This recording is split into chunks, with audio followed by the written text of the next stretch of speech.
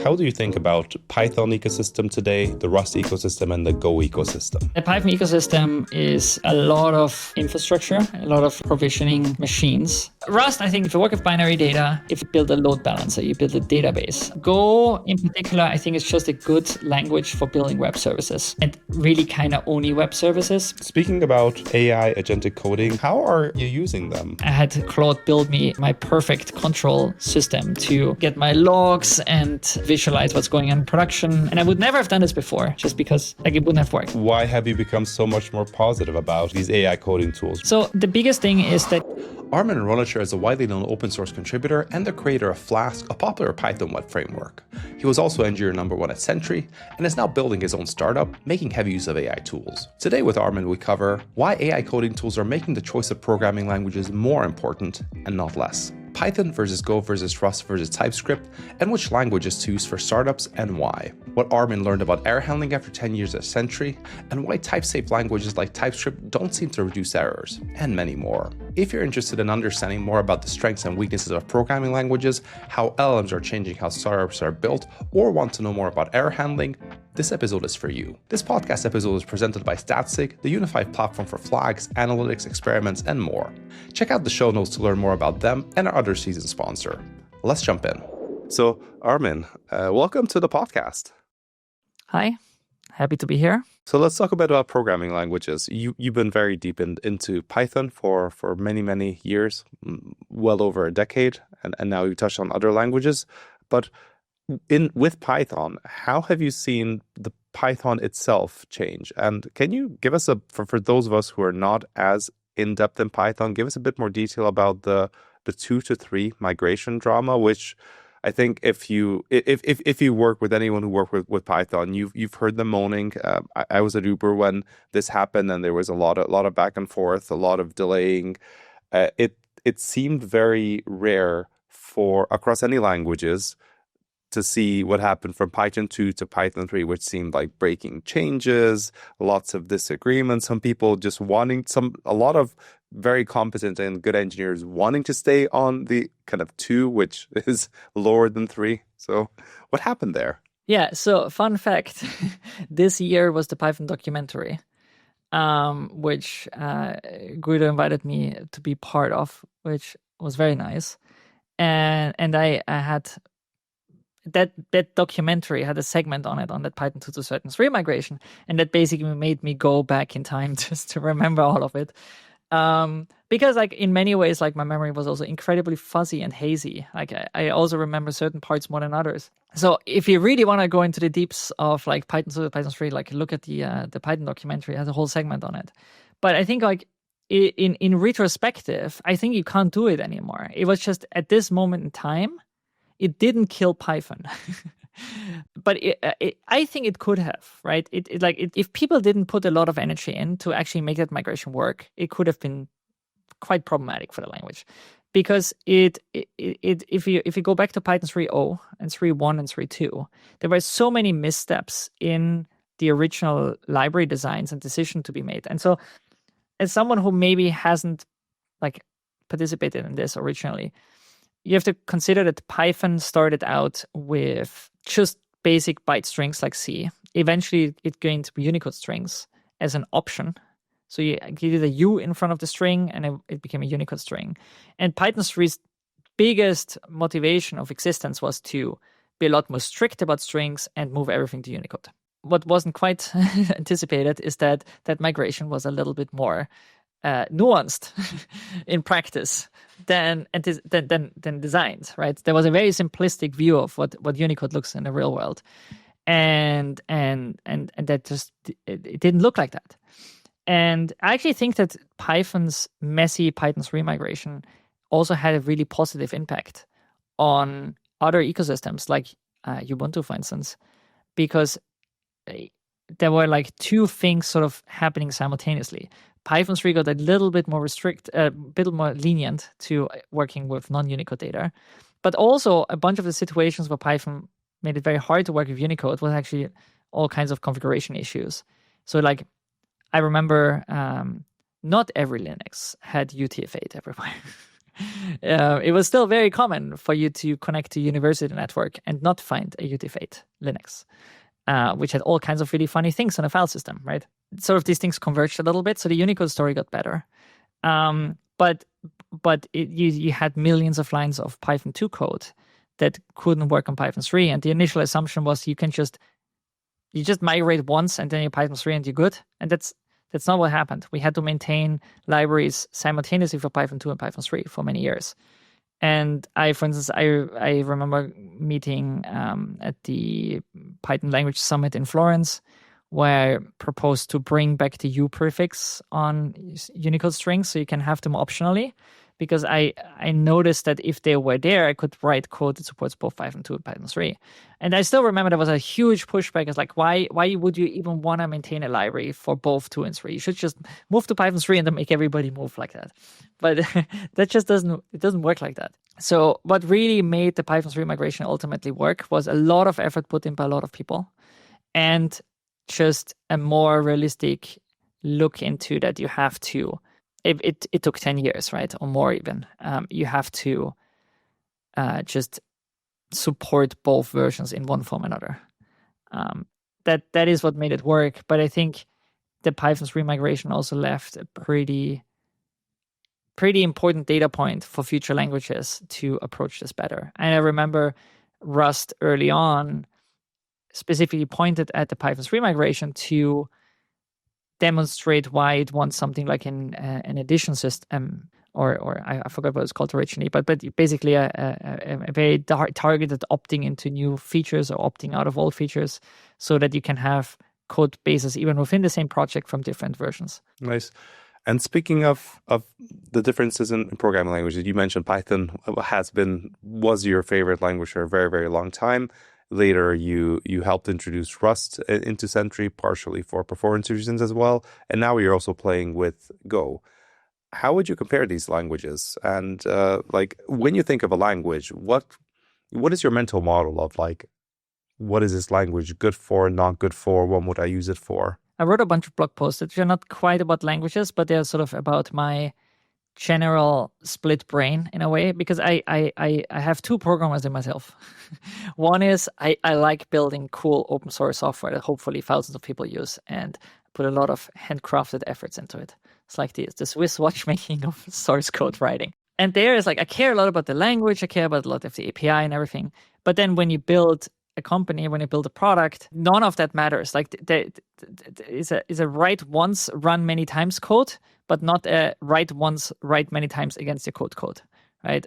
And so what makes Rust amazing, I think, for crafting really cool open source code, also makes it a suboptimal programming language for a startup, because there's much more friction in it, right? It's a much more precise language.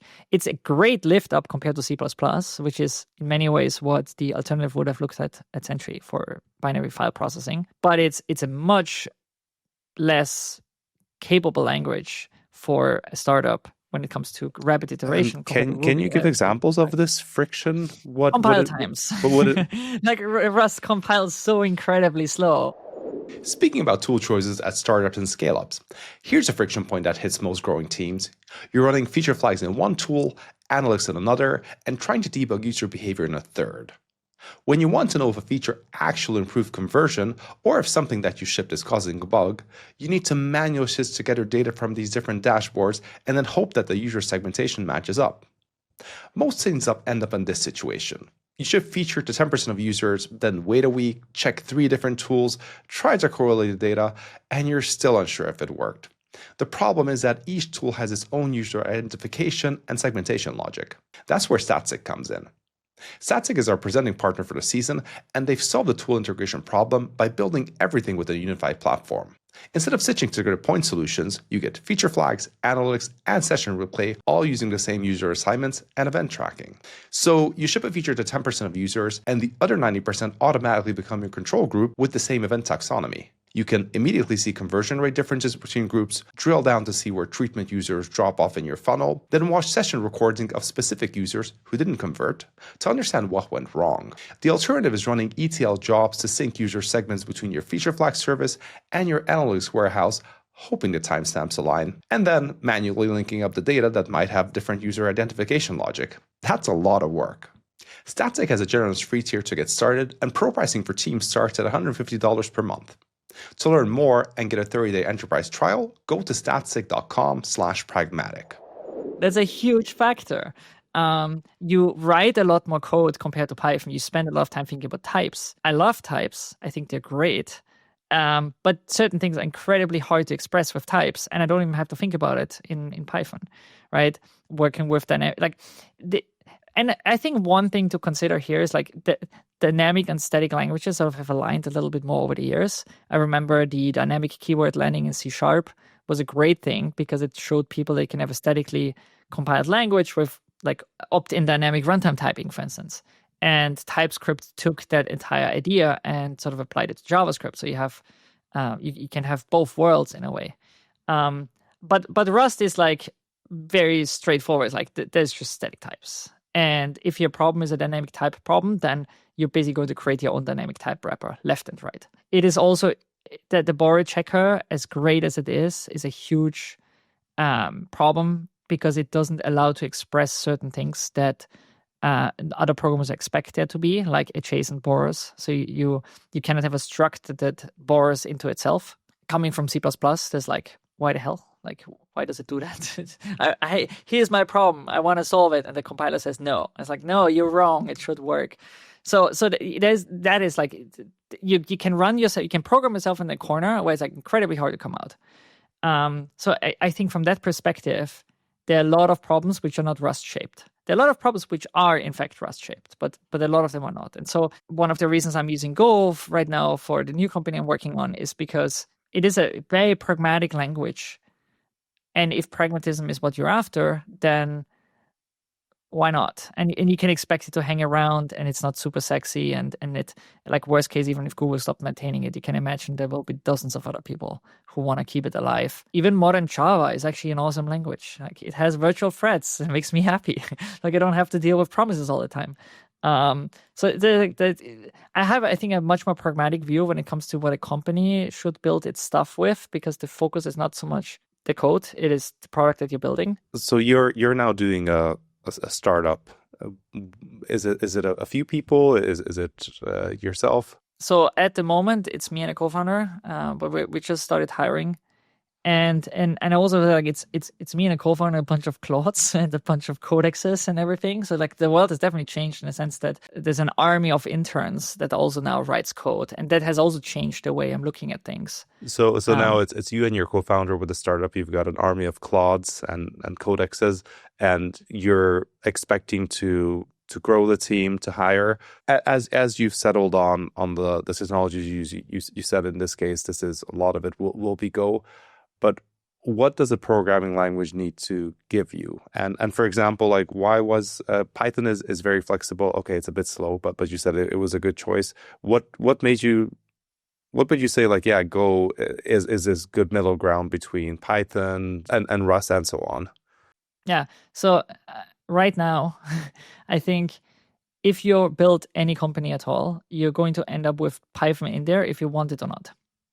It will be impossible for you to build a company that doesn't have Python code in it. Do you want to build your main service with it? Probably not. But if you do anything with ML, if you do anything with data processing, Python is going to be in there. And you can write nice code in Python too, right? So it's like, that's going to be there. Good luck not having JavaScript in a company. And if you have JavaScript, you have TypeScript. So those languages are going to be there. Another question is like, how much of that code that you write overall is in those languages? And I actually felt that I don't want to build backend services in either one of those languages. And not even for performance reasons, but just for ecosystem, like what the ecosystems are good at.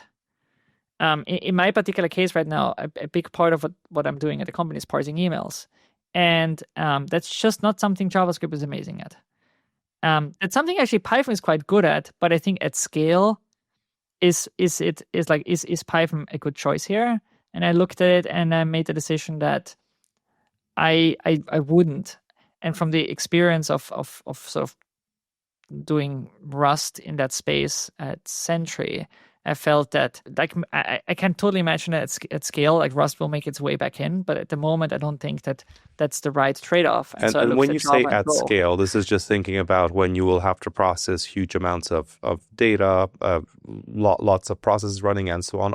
We're talking specifically about the performance capabilities of the language? I think it's like at scale of a company, and that is not necessarily measured by how much data goes through it. If you scale a company either by the number of people working on it or the complexity of problem or the complexity of like how much data goes through it, you have to make trade-offs, and sometimes that means introducing a new language, either because of performance reasons or because you integrate into some ecosystem that's particularly strong in some certain environment, and then all of a sudden the language is here. Why did Rust exist at Sentry? Well, it didn't just exist because I wanted to write Rust. It also was like, well, now we have a problem with performance.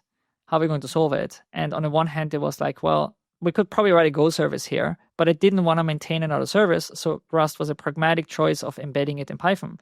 And then later on, when we did native symbol processing, the alternative to Rust basically would have been C++.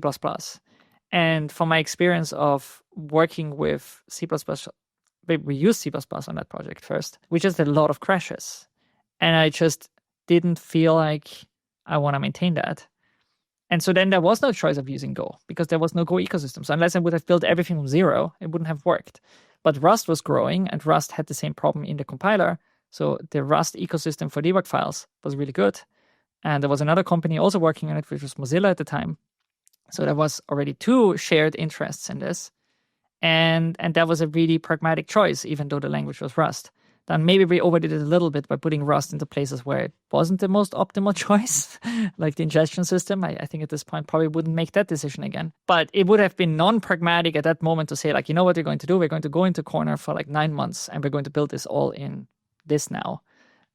Because for the size of the team at the time, the problem was too big, right? And so we had to reuse something. So that's one of the reasons I think why I can imagine that my company is going to, again, end up with adopting a language further down the line that it kind of initially said no to, just because the situation makes it necessary. And it doesn't necessarily have to mean that performance is the reason. It cannot just be ecosystem stability or anything like that. And speaking about ecosystem stability or ecosystems, how do you think about Python ecosystem today, the Rust ecosystem, and the Go ecosystem? Python ecosystem is a lot of infrastructure, a lot of like provisioning machines. So that's what I'm using it for right now. I'm using Pulumi with Python to get the infrastructure up. It is really well entrenched in machine learning. So I have a little data pipeline going on that uses Python. It is also pretty good still at bringing services, web services, to some of the things Python is good at. Would I necessarily write then like the main application logic in it? Maybe, right? Because like if I'm doing a whole AI first company and all it does is inference, I'm just waiting on a network layer anyway. So maybe like putting some things together with Python is great. Particularly also if you start to do agentic things where you want to have code execution on demand, maybe that's a good choice. So I think Python has a great future in it. I just don't think it's the most natural language to pick for a service where you think like it's going to be a lot of that, like higher throughput. Also, I think like at this point, Go is an easier language to write than Python for a bunch of engineers because Python has increased in complexity and Go didn't quite as much. So I find it to just be a better trade-off for complexity too. So Rust, I think like if you work with binary data, if you maybe if you build a load balancer, you build a database. Well, maybe databases now people talk about SIG and stuff. But like if you build like a Rust-shaped problem, which I think is largely defined as you single binary to distribute for some reason or another, you can't deal with the garbage collector. You want very predictable performance. You really care about data layout, although there's SIG also is good. The rest is the benefit that if you also then work in something that requires concurrency and where you're afraid of mismanaging memory and crashes, like modules that they might load into some other high security environment like a browser, seems like a pretty good choice. Working with, again, like dwarf files, like working with just data in general, I love Rust. And I think it's such a pragmatic language also for if you extend Python. So if you already have a Python problem and now you have a performance problem, or you have an ecosystem integration problem, and Rust happens to fit good into that, writing extension modules in Python for Python in Rust beats everything else out there, right? It's a really good choice for that. Go in particular, I think, is just a good language for building web services, and really kind of only web services, maybe some command line tools. One of the other reasons why Rust, I think, is impossible to get rid of is WebAssembly never really took off, but the use cases of WebAssembly are impossible to get rid of at this point. There's so many things you actually have to bring into the browser, and Rust can do that. I tried that with Go. It's not a great experience because of the garbage collector and some of the complications that come with running Go in the browser. So you wouldn't do that, but with Rust you can, right? So I think like you kind of have to approach this from a perspective of like, what am I doing here? Like, what's the problem that I have? And then you say like, I want to have not more than 3-4 technologies in the beginning. What they use it and with. then finally, I guess the one that we didn't talk about, which is the JavaScript/TypeScript ecosystem. Well, in the browser, you can't get rid of it. On the server, I think I'm very conflicted on this because I actually think that it's a pretty good language and environment at this point. Particularly, like hypothetically, if someone were to make the JavaScript 2, like the Python 3 of it, and get rid of some of the naughty stuff, like I don't think anyone should be doing this because I've seen a migration, but there's a lot of good stuff in the language now. There's just also some really old, dumb stuff. Why am I not building backend services with TypeScript right now? Actually, it's because of the NPM ecosystem. Like that ruins it for me. I'm a low dependency kind of guy. I want to control my shit, and I feel like it's impossible for me to build productive in the JavaScript ecosystem with under 500 dependencies. And that makes me uneasy. On the browser, I can live with it because like I don't have much choice. But on the server, they really have to do it. They have to deal with the fear of all of it and managing it. So it's like that honestly ruins it for me more than anything else. And so maybe that will change as that ecosystem matures in other ways. But that really, I think, is the biggest reason. And it doesn't have enough benefits for me on the server that I wouldn't just say. Like there's this idea that you have a unified code base. And every time I'm trying to make a unified code base work, I just realized that the browser and the server are actually sufficiently different that it's very hard to actually have that unified code base. And so then it just be explicit, like do some open API shenanigans, some code generation, and it actually feels much better. Yeah, the biggest argument I keep hearing from developers for TypeScript is the unified code base, that you can have a React and TypeScript, and then you use, let's say, Node, because that's, or Express or whatever, on the back end, and now you have the same language and people can contribute, which I think was very, very compelling, especially before we had AI tools, because now you didn't have to learn a new language. Now it might change. I said this recently in a sort of talk I gave at a meetup, which is I think right now the floor is raising, the ceiling not really, in the sense that the expectations that everybody has in everything is much higher than it was before. But also because the expectations are higher and more tooling to enable it. And so code generation, for instance, right now is in a much better state than it was even just 2 to 3 years ago. You can even buy off-the-shelf open API to SDK generators now, right? There's like, I don't even know what the companies are called, but Stainless, for instance, is one of them, which just generates all the APIs for all the AI cloud providers right now. Yeah, for SDKs, yeah, they're one of them, yeah. That was a huge cost of doing anything at Sentry. It's like, how do you keep these SDKs around? It's now it's like, well, I have an open API shenanigan. I somehow magically on GitHub an SDK appears. Is it then really so important for me to have a unified code base if the code generation is so damn good? Like all of a sudden, it doesn't matter quite as much anymore. So I think that there is definitely some value to it, but you also have to imagine that if you have the unified code base, then the boundaries are sort of accidentally very undefined, particularly with RSC. I noticed this a lot, where like it's very hard to actually reason your head around what's on the server, what's not. So actually having this extra boundary for me is almost like a feature. Speaking about AI agentic coding, one thing that was very interesting that you mentioned is there's 2 of you in the startup right now, and you have just a lot of kind of, like these AI interns running around, Cloud Code, Codex. How are you using them? What are you seeing for them? And by the way, can you also share what you're building with them? Speaking of how Armin and his co-founder use an army of AI interns shows just how much software engineering is changing. Our work as a software engineer is no longer sequential doing one thing after the other, but we can kick off parallel work with AI agents. This is one of the biggest changes in the software industry in a long time. A leading example of this change comes from our season sponsor, Linear. Their Cursor integration lets you add Cursor as an agent to your workspace. This agent then works alongside you and your team to make code changes and answer questions. Say you have an issue in Linear, like a bug fix or a small feature request. You just mention Cursor and ask to take a look at it. Or you can simply assign the Cursor agent to a ticket and follow along its progress. This delegates the issue, and off Cursor goes. Cursor then runs in the background, writes the necessary code, opens a pull request, and once you've reviewed the changes, you can merge it. It might not always one-shot tasks, but it's pretty good, mostly because the agent had access to context that's already in Linear. Project plans, backlogs, issue descriptions, discussions. It's so useful. You can now delegate bug fixes, trivial work, or tedious tasks to the agent, then come back when it finishes. Linear sort of feels like ground zero. You've got to try it out. Head to linear.app/pragmatic. Yeah, so we scoped out email to be a fascinating space to work in.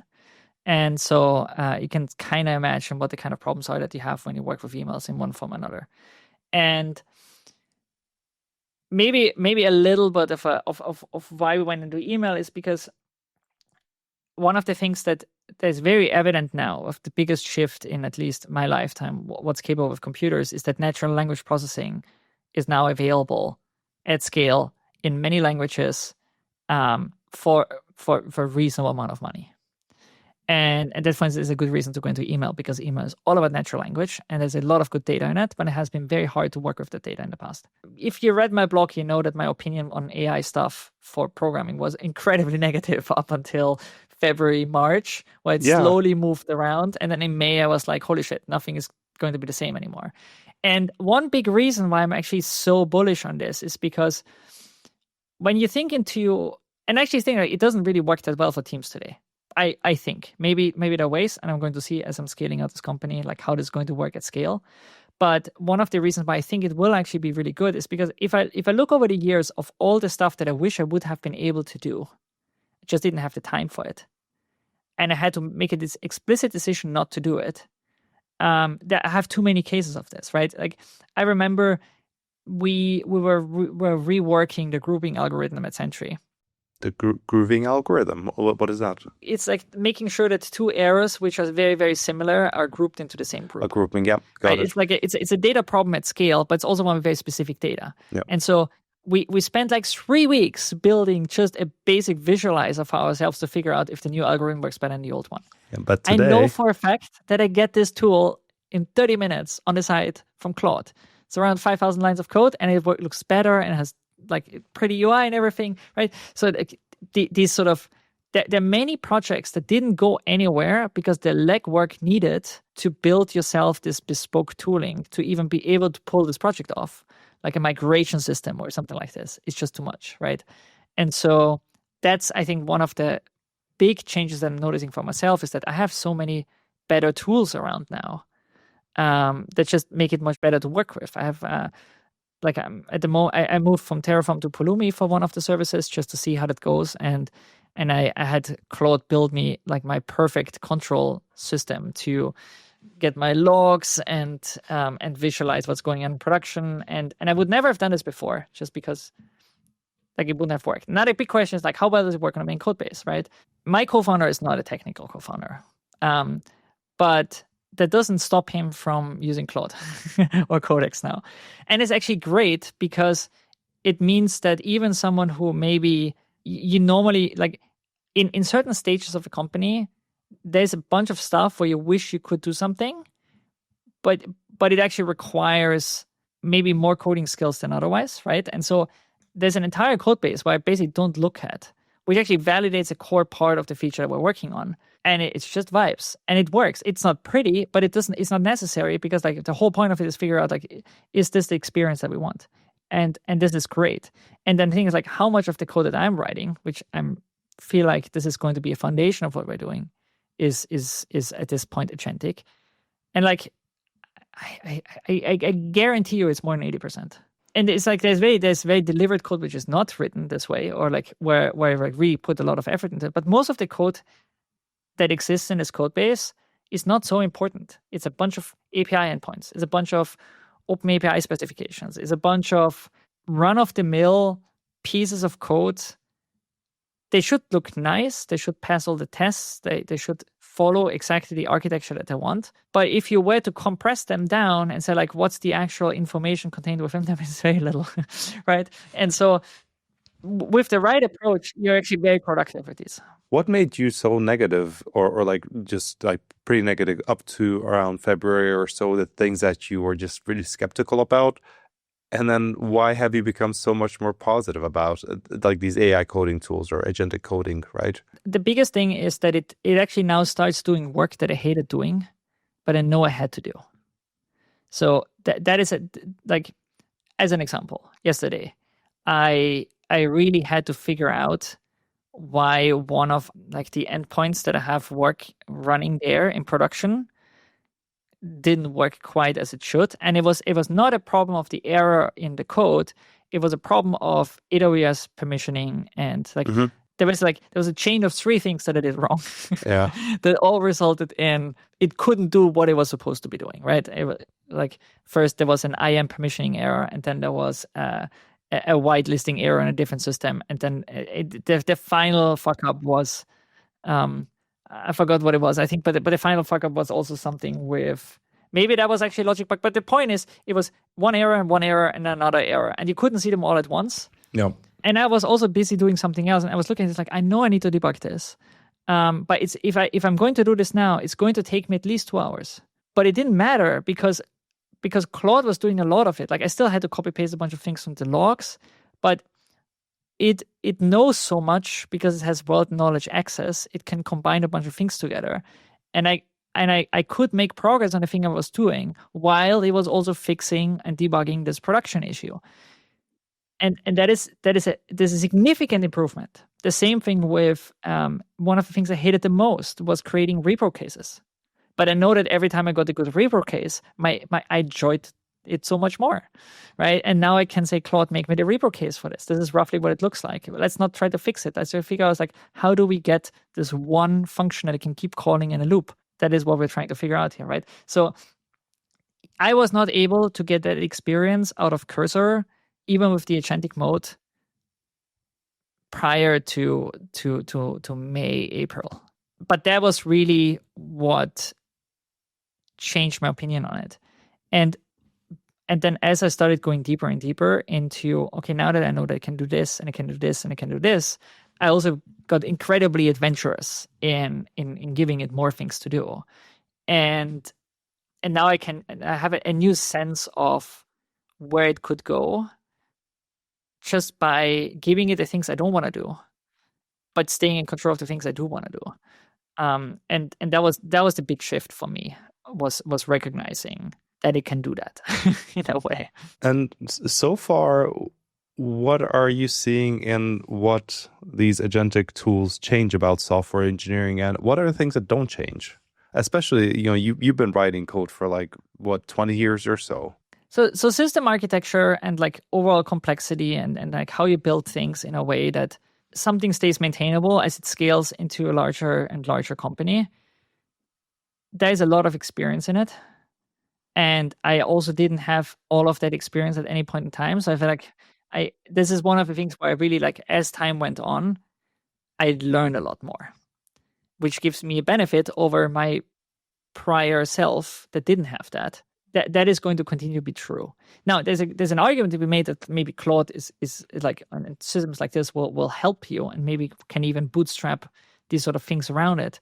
If you fully delegate everything that you're doing to a machine, then the person that doesn't do that has an edge on you, right? Because like there's going to be some innovation that is not in these things yet, right? So like right now, what these systems spit out is sort of our best understanding of how stuff worked up to this point, right? And so having something that maybe at scale is not in these corpuses yet is where some of the edge comes from. It also creates a better culture in a company if you're not completely delegating everything to a machine. Right? It's like, because like, what's the point if it's just a bunch of like this? Like, this is one of the reasons why I want to hire more people now. It's just because Claude is not a human, and it's just there's an energy to a well-running company and to motivated people that just a computer can't replace. So I think that is a big part that sticks with you as an engineer, is like understanding how to create the systems, understanding when the code that it produces is more right versus more wrong. So I don't think much of this has changed. I feel the same programming with Claude, even if I physically write less code. It's just that I don't know, the physical act of punching in the keyboard is not quite the same anymore. What is different though? What has changed with it? I think the cost of building your custom tools went down. The ability to make better decisions now for me is heavily improved. In parts, it is because it Googles very well. Like it searches the internet very well, right? It's like if I now have a problem of a type that I didn't have before, it can teach me this problem. This is one of the things I use it a lot with. Is like I don't actually want to get the answer.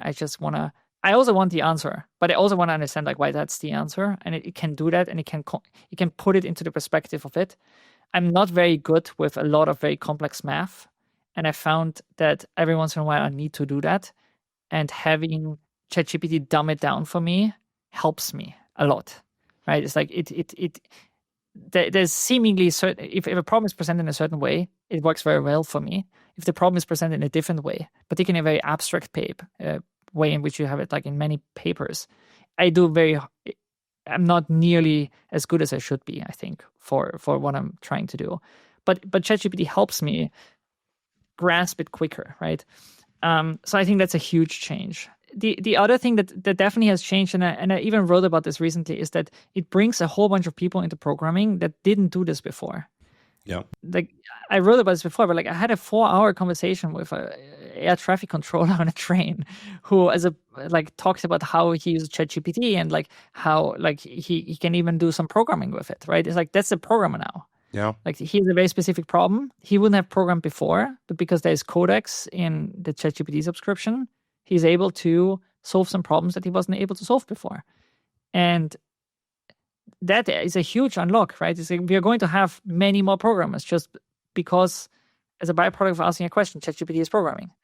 And a human is going to keep running that code and maybe it wants to do some changes to it. One of the side effects of Flask being so popular is that it has been in university courses.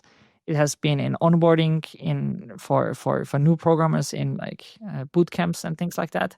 So I've been exposed in one way or another through how long it takes for someone to learn programming. That's not a thing that you do in a day. So for you to be a productive programmer that's capable of spitting out the program, that's a couple of months of work. And now someone can press a button and get something. And then maybe they enjoy programming for that, right? Like maybe there's like, well, now I see the effect of having produced something. Like maybe you didn't do all the things, but it's still the same gratification you get from it. And then maybe that's a way for people that wouldn't have gone into programming to actually go into programming because the onboarding has been so much easier. We talked a lot about programming languages and you have very specific, you have your opinions on them, but with AI and Claude Code, Codex, and all these more and more capable agents being here, how do you think the importance of programming languages will change? Do you think it'll be limited to a few people or just fewer and fewer people like yourself and others who actually have spent a lot of time understanding the pros and cons of programming languages, thinking well beyond? Because it sounds like, you can just tell AI to like solve it in whatever, give it an existing code base. It'll just do it, right? So there is an argument to be made that programming languages might not be that important anymore. What is your take? Well, I think I will be consistent with the prior thing that I said, which is I think I have a lot of respect for programming languages because of the trade-offs that are in there. And with AI now, I think you might have to start looking into different kind of trade-offs. Another reason why I ended up with Go in my startup is because I just noticed how good Go code scales for AI because the abstractions are very thin. It understands the code better. So clearly I did the measurement, right? It's like I made it write a certain type of program in different languages 10 times and see like how often did it pass. And I just noticed that it did so much better on Go than it did on Python. And much better than at Rust. Clearly languages matter because the quality of what the agent is going to do will matter. And then is any of the languages I have right now, is that the perfect language for both a human and a computer combined work environment. I don't know. Maybe we found the pinnacle of programming languages, but maybe that's also exactly the moment in time where someone will come and say like, hey, I actually have a brilliant idea of what the better trade-off is here, because the cost of doing this kind of stuff is going down with AI, but the cost of this and this stuff is going up because of AI. So let me rebalance this in a different way. So I think that programming language will continue to matter a lot, particularly the trade-offs that the programming language implies on the runtime environment matters a lot more. So I don't think that's going to change. I think it's just going to, everything accelerates. Everything is going so much quicker right now, or it feels to go so much quicker because the fundamentals are shifting around. And this is not just with, now everybody wants to build all the new things. It's also like, you feel like if you're not working all the time now, you're missing out on some of the changes. And I don't think that's just on the product side. I think it's on the tech side too. I'm pretty sure that a bunch of people who are feeling like, I want to be the first person to build the programming language that works really well for agents and humans. But it's not just one person. There are probably a lot of them who are looking into this at the moment. It just feels so like there is, in fact, a moment right now to build the perfect language.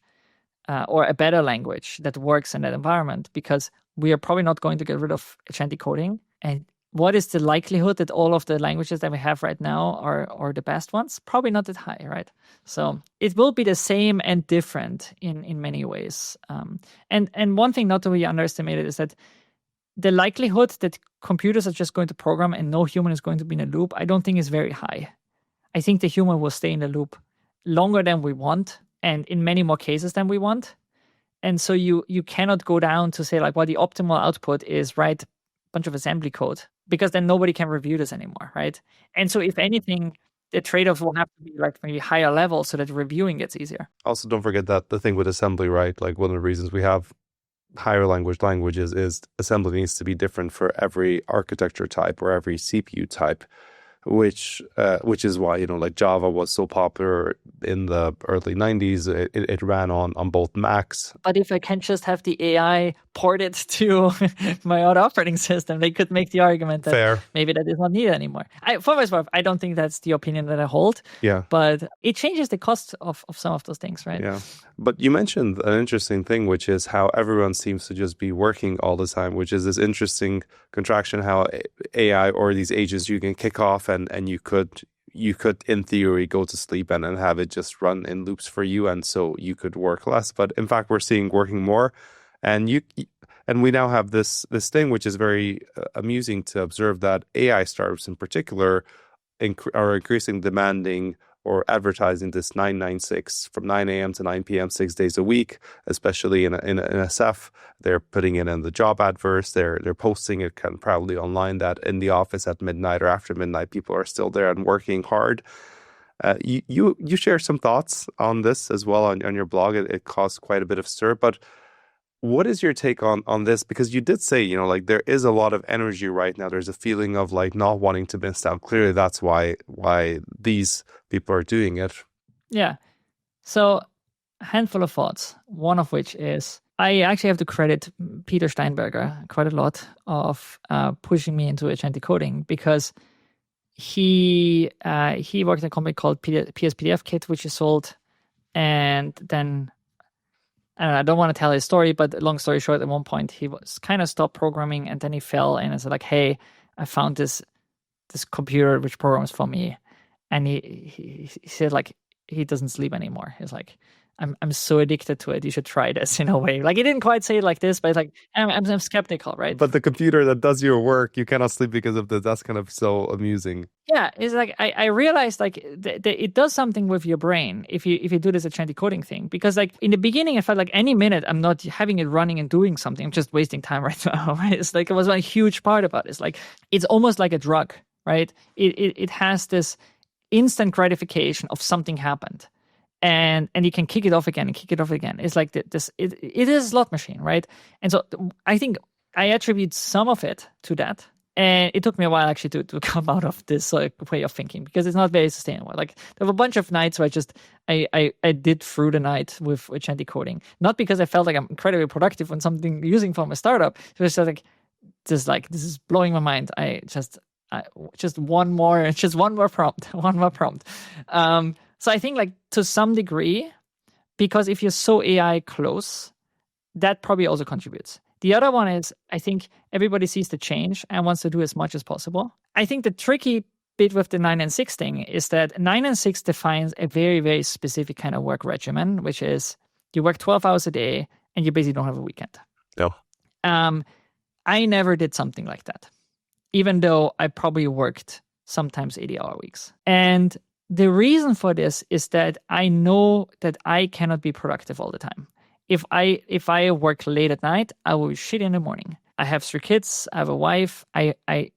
Family is very important for me. It's the most important thing. So I will always arrange my work around that. You can work with intensity, but you can still do it in a way that is not crazy hours at crazy times, where it's just like you're optimizing to the optimal output that you can produce somehow.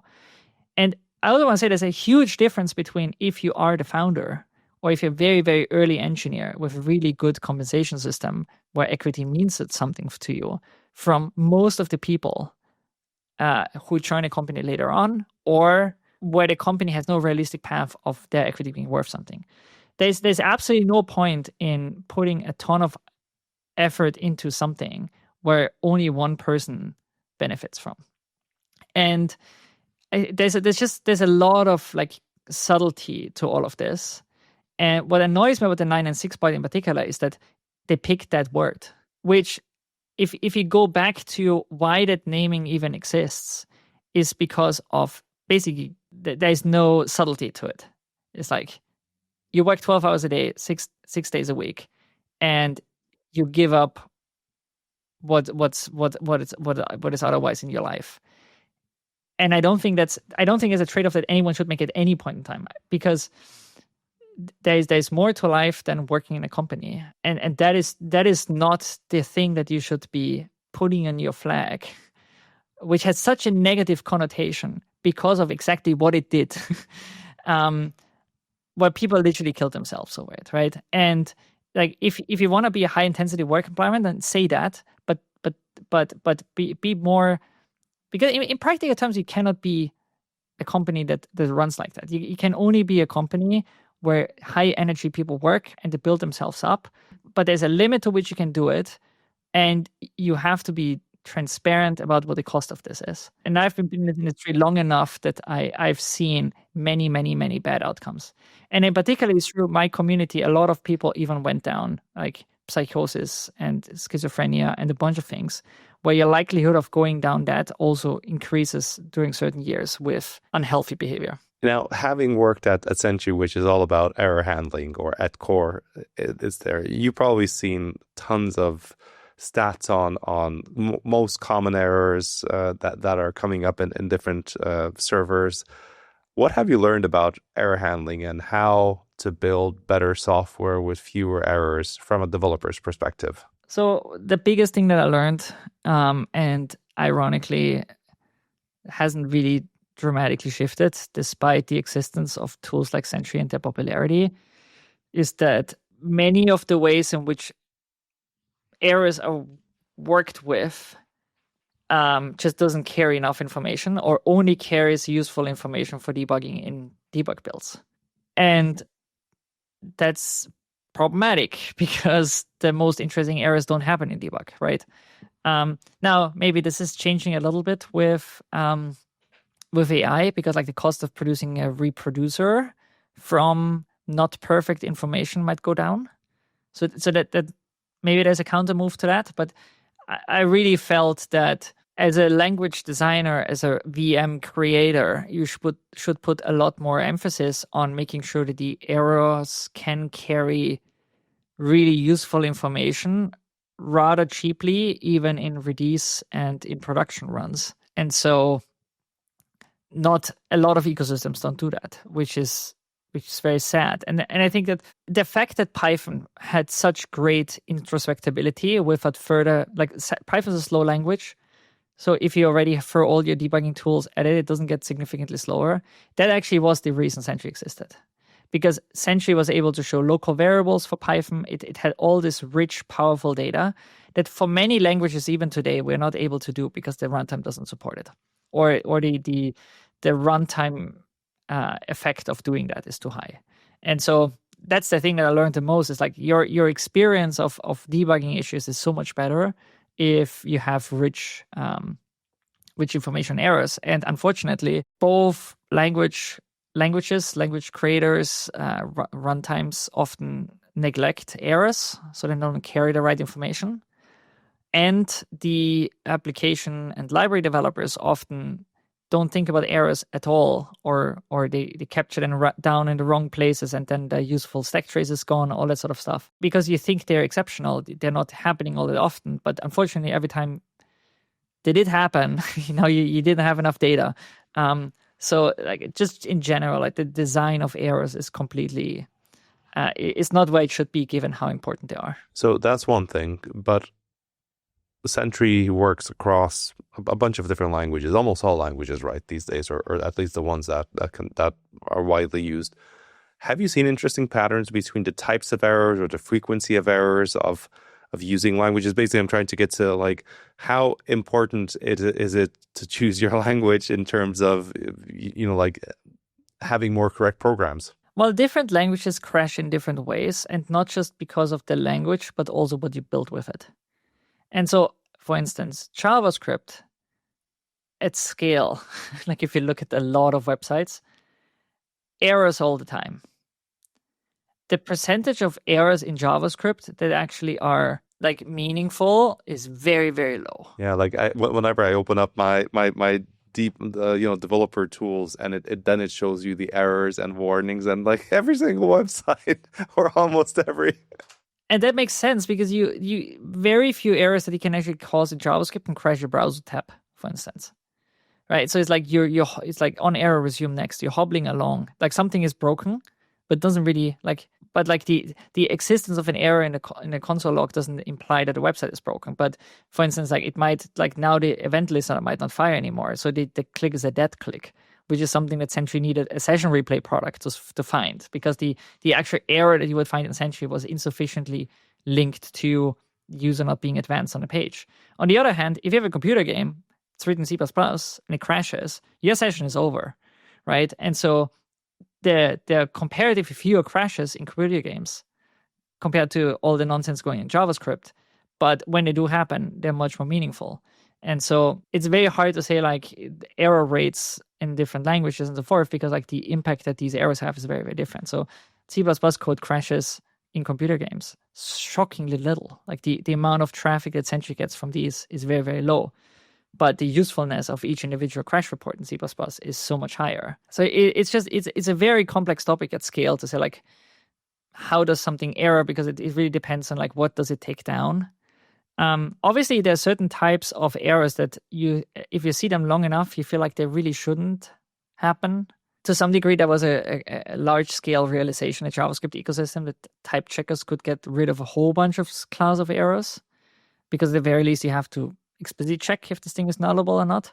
But I also didn't ever get the feeling that the adoption of TypeScript would dramatically change anything about like Sentry's JavaScript error rates. If anything, none of that adoption had any meaningful impact on how crashy. Yeah. Well, because what I would have expected, right? Like we know, and I think it's pretty commonly assumed, I'm not sure if it's proven, that type-safe languages will reduce certain kind of more obvious errors. TypeScript does this with JavaScript. I mean, it has a compiler, but in the end, you do get a check before it all gets compiled to JavaScript. So we should have fewer. That's what I think. So you're saying that you didn't really see too much change. No, I think if there was an impact, it's unmeasurable. And of course you have other sort of frequency functions that might happen that offset like maybe whatever improvement that you have on like catching like some of those, maybe that sort of makes you just more adventurous to build more complex code in comparison, right?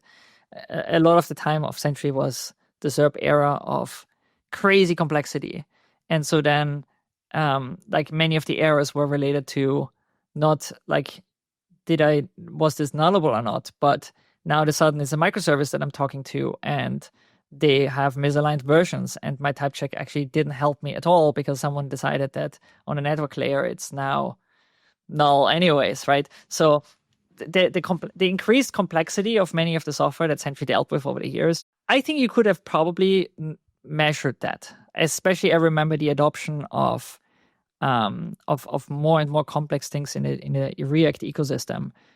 Just dramatically increased the types of errors. Like at one point, like hydration errors were not a thing for many years, and then all of a sudden there's a whole class of new errors coming in because now all of a sudden the view stability between initial server render and what the JavaScript dynamically loaded on time does. It's like that was a whole class of errors that didn't exist before, and all of a sudden does exist, right? So it's very hard to measure these things just because of how we change and how much more complex our apps are.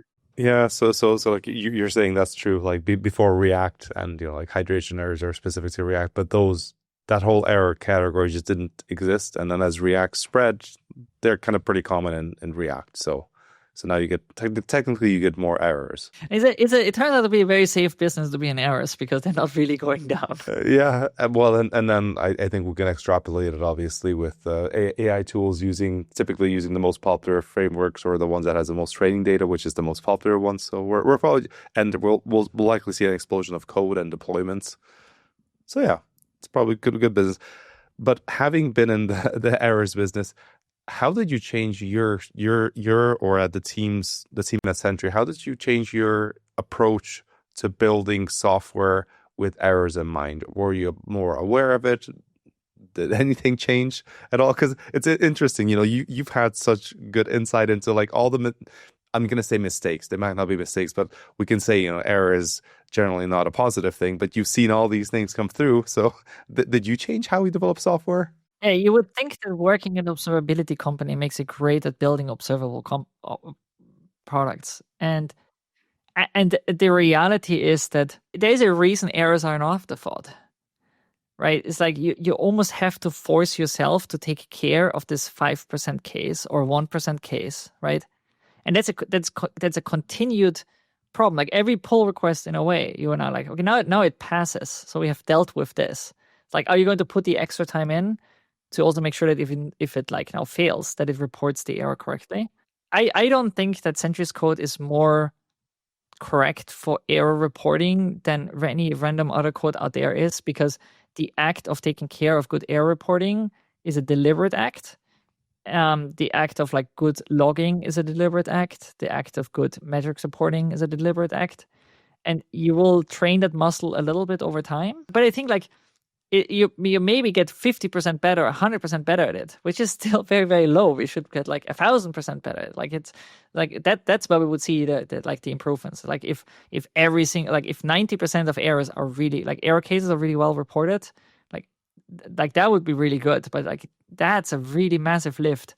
And you would only really get this lift if you stop programming like we are, and maybe the languages themselves have like pulling this into every stack frame, into every sort of corner case. So I think that the real lift would come if a bunch of people that now build these observability companies say like, okay, now that we know what our problem is, which is data collection in the first place, how do we build a programming environment that makes this native, right? For many, many years, the biggest challenge for just bringing awareness of what we're doing was context local.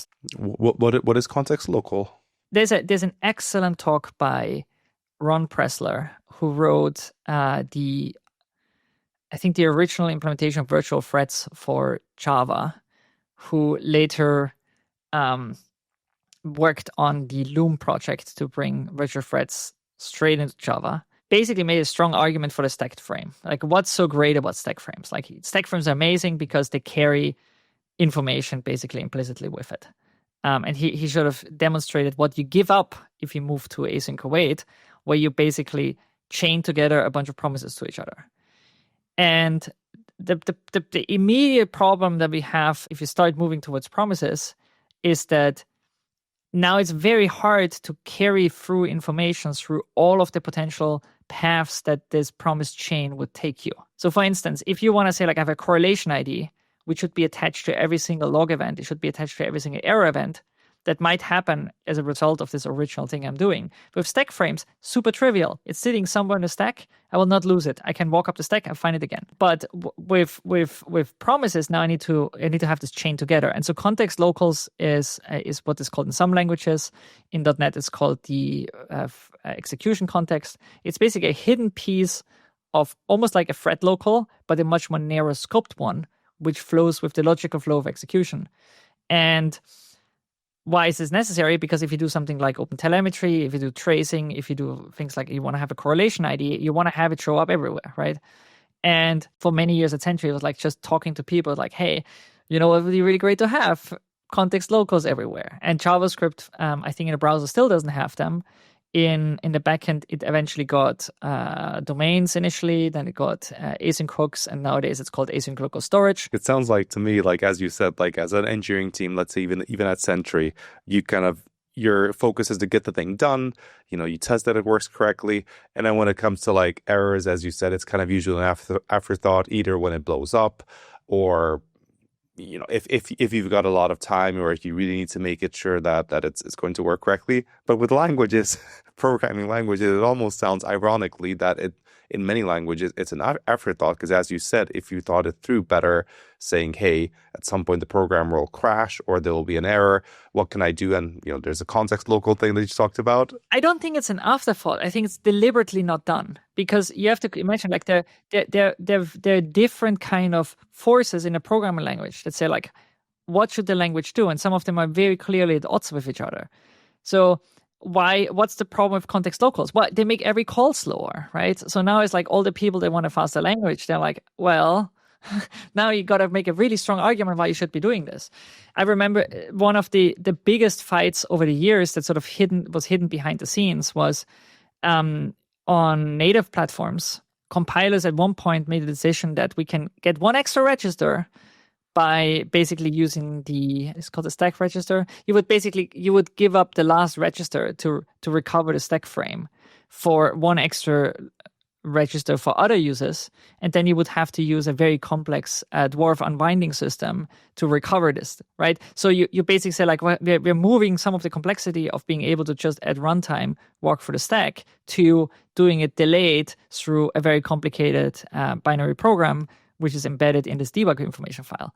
But what do you lose through this? Well, you lose runtime profiling capabilities, because that's too slow to do at scale, so I can't do an in-process profiler, which turns out to be incredibly useful, because you will find information you wouldn't find through tracing, right? You can do like basically you can run a sampling profiler. It also made it incredibly hard for Sentry to do proper stack reports for native code, because I might not be able to recover the debug symbol because it's a binary driver from someone, and nobody ever gave me the DLLs. Yeah, you don't have the source code or the mappings. I know, like Facebook, for instance, Facebook's app secretly uploaded Android system symbols all the time. Like your device were randomly assigned if it should upload it or not, and they were harvesting all the system symbols to increase the quality of the error reporting. Like if you Facebook scale, it can do that. Like Sentry couldn't do that. Like we can't just magically have every Sentry SDK just upload a bunch of files. It's just that would just destroy user trust. But eventually, and I think that only took place 2 years ago, someone at, I think it was Debian or Red Hat, was like, well, this is nonsense. We're going to change this now. We're going to bring the stack pointer back. And it was a fight. It was a fight to do it. And they was like, well, we benchmarked all of it. We're just losing 5%, except for Python, where the Python interpreter, for whatever reason, got like 20% slower. So they didn't do it for Python. But it was one flag, right? It's one flag. What matters is that flag is set by default to everything, right? So it should be on by default. But this 5% of performance difference, which was assumed to be more than that, there was a year-long pressuring, right? So I think it's hard to do because you have these different interests in it. And some people want the performance, and some people want the debuggability. And they might live in completely different worlds. Like maybe there's one person that really cares about performance, just never has to look at any crashes because that's not the area of responsibility. And then you have someone who maintains a fleet of complex services, and every one of them has a small percentage of crashing. and often doesn't run the code that they have. And then once they have the crash, they don't have the data that they need. This is so interesting because it reminds you of how difficult it must be to design a language. Because again, you have so many users, and as you say, the person who just had a crash, they actually want ideally the language support to get that back in a very easy way. But now it will by default slow it down either through performance or through higher memory usage. Like you cannot have a free lunch, right? Yeah, it looks like the lunch comes with some price. But look, I have a lot more respect now, I think, for language designers, just because of, like, especially if you start out programming, you have this naive idea of like it has to work this way, right?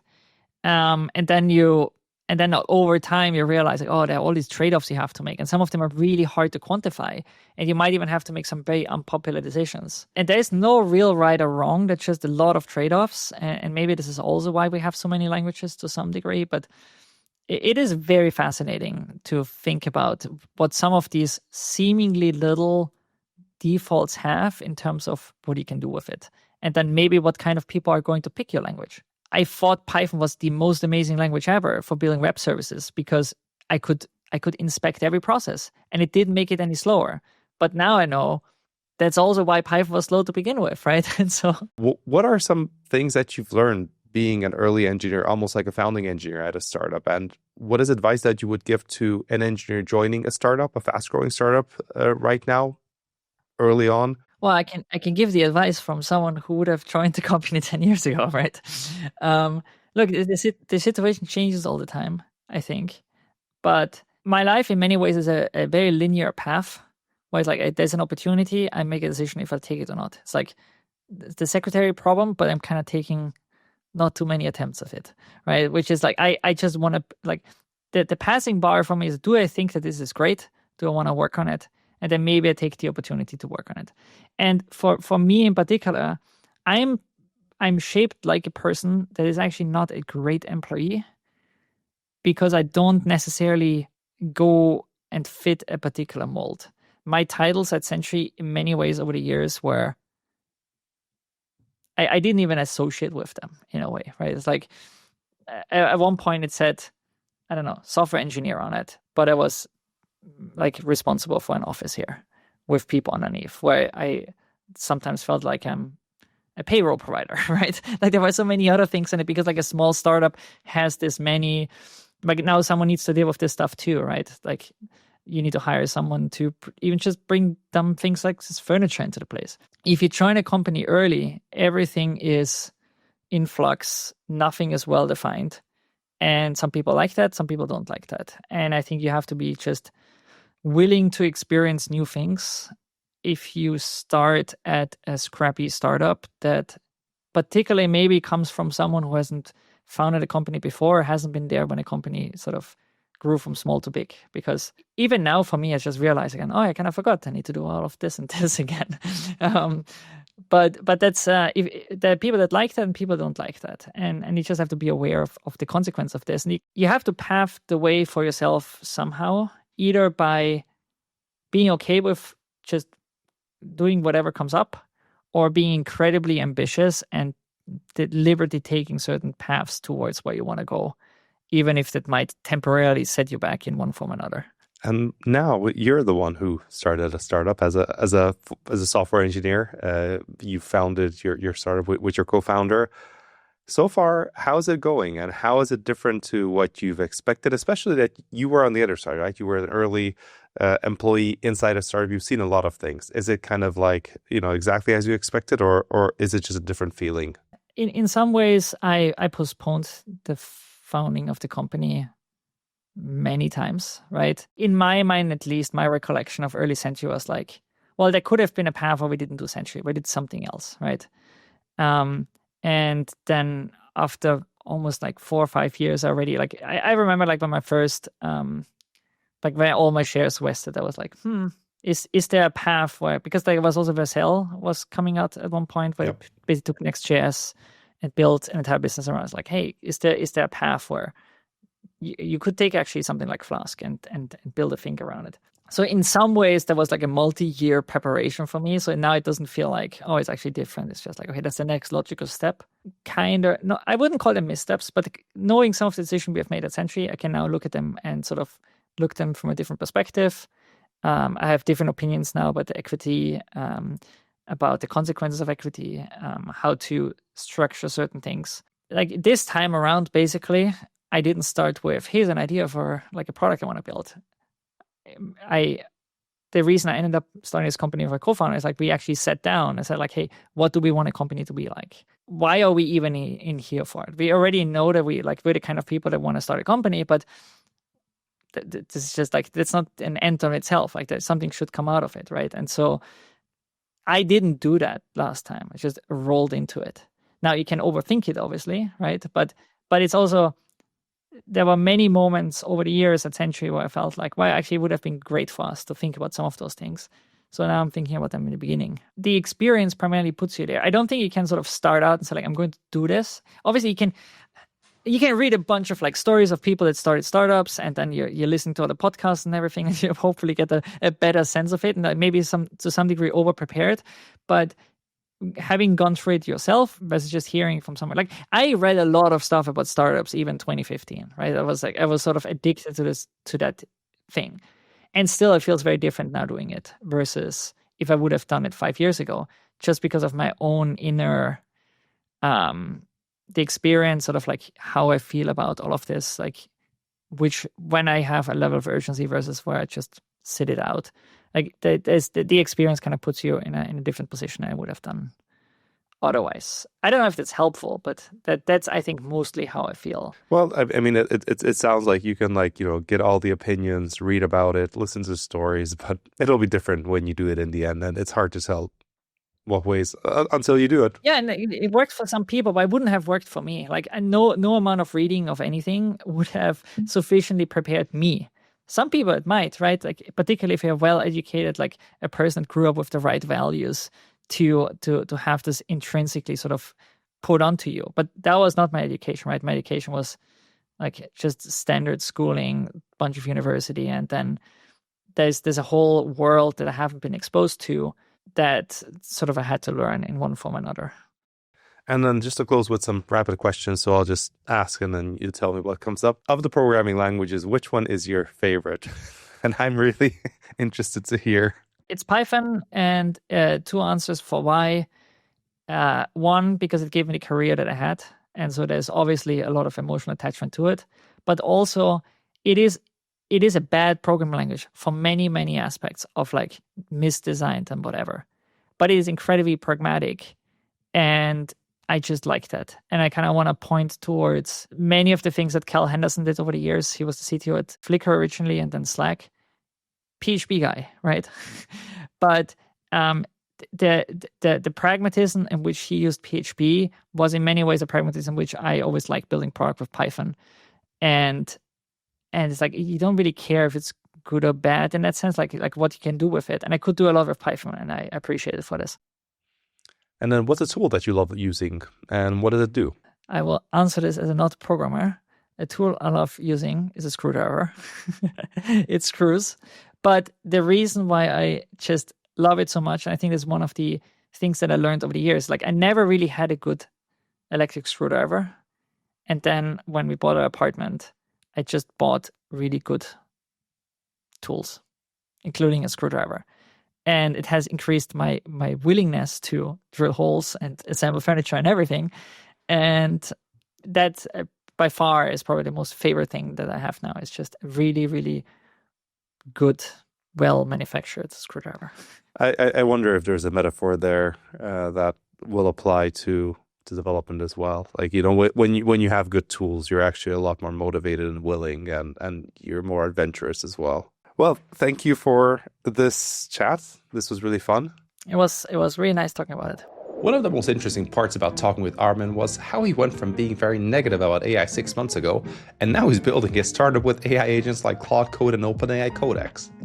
I see Armin as a very pragmatic engineer, and if he went through this much of a change after pushing himself to use these tools more, it tells me that it's worth giving AI coding tools some time and see how they work for you.